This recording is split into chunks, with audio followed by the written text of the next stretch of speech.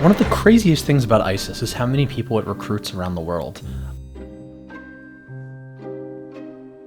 By one count, over 20,000 people have come to Iraq and Syria to fight there, most of them for ISIS. If that's correct, it would be a historical record for the number of people who have volunteered for this kind of conflict.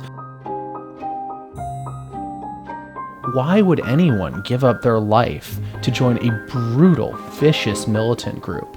One that's fighting on all sides and, in the long run, is facing a really long shot of holding on to the territory it controls.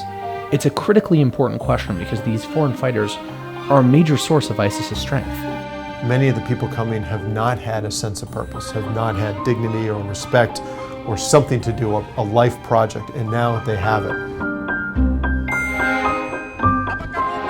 One of the things that makes ISIS unique relative to terrorist organizations that came before it is the degree of sophistication of their social media operation. ISIS has invested a lot of effort in developing a very slick social media presentation, including sophisticated videos with narratives and high production values. They're clearly focused on the glory of the battle and of what the state has accomplished. Again, very inspirational for these young men, many of whom, not all, but most of whom, have not had a sense of purpose in life and have not had any means to earn a living, to get married, to do the kind of things that they feel would bring them into an adult life. And now here's an opportunity to prove themselves as young men. In February 2015, the Islamic State was able to shoot down a Jordanian F-16. They captured the pilot. They paraded him before some of the bodies that his bombing resulted in, some of the dead. Just demonstrating that Jordanian aircraft have brought death to civilians, and of course the constant imagery of the charring. And then they burn him. This is about settling scores and seeking justice.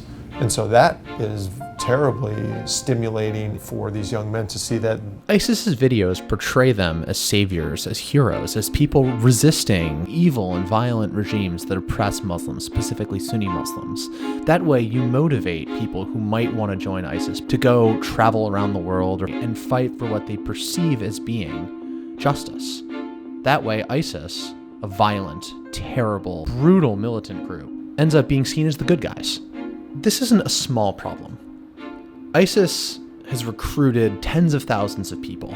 This has made their military empire there stronger, and because these foreign fighters have so much conviction, often more radical and more dangerous for the people that live there. So these things are serious problems, and no one really knows how to solve them.